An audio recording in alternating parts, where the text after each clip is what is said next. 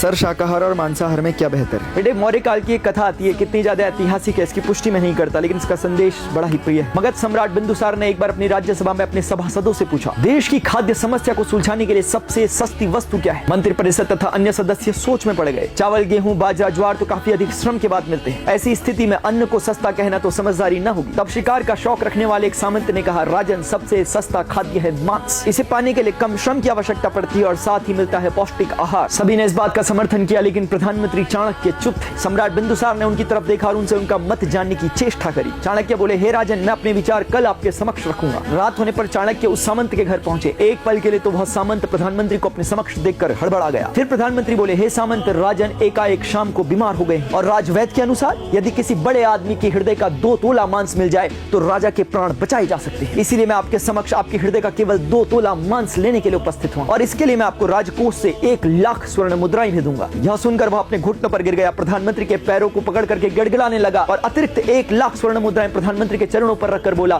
कृपया कर आप किसी अन्य सामंत के 2 तोले हृदय का मांस इससे खरीद ले। इसी प्रकार प्रधानमंत्री पूरी रात बारी बारी से प्रत्येक सामंत से मिले, लेकिन स्वाभाविक रूप से किसी के भी 2 तोले हृदय का मांस उन्हें न मिल पाया। अपितु बदले में किसी सामंत ने 1, 2 तो किसी ने 5 लाख स्वर्ण मुद्राएं दी। इस प्रकार लगभग 2 करोड़ स्वर्ण मुद्राओं का संग्रह कर अगले दिन सूर्योदय के समय राजा के समक्ष चाणक्य प्रकट हुए। सम्राट ने पूछा, यह सब क्या है आचार्य? प्रधानमंत्री बोले, हे राजन, यह केवल 2 तोला मांस खरीदने के लिए इकट्ठी की गई धनराशि है और विडंबना तो यह है कि यह भी अपर्याप्त है। अब आप स्वयं ही विचार करें कि मांस कितना सस्ता है। हे राजन, जीवन अमूल्य है। हम ये न भूलें, जिस प्रकार हमें अपना जीवन प्यारा है उसी प्रकार से जगत के प्रत्येक प्राणी को अपने जीवन से प्यार है। लेकिन फर्क इतना है कि वह अपनी और अपनों की हत्या का मुकदमा दर्ज नहीं कर सकता और मनुष्य अपने प्राण बचाने के लिए हर प्रकार के संभव प्रयास करता है। साम, दाम, दंड, भेद, हर नीति का प्रयोग करता है। पशु बोल नहीं सकते, अपनी व्यथा को हमें बता नहीं सकते, तो क्या यह कारण पर्याप्त है उनकी हत्या कर देने का? अब मैं आपसे पूछता हूँ, यदि उस जीव को जीवन देने की क्षमता आप में नहीं तो उसके जीवन को छीनने का अधिकार आपको किसने दिया?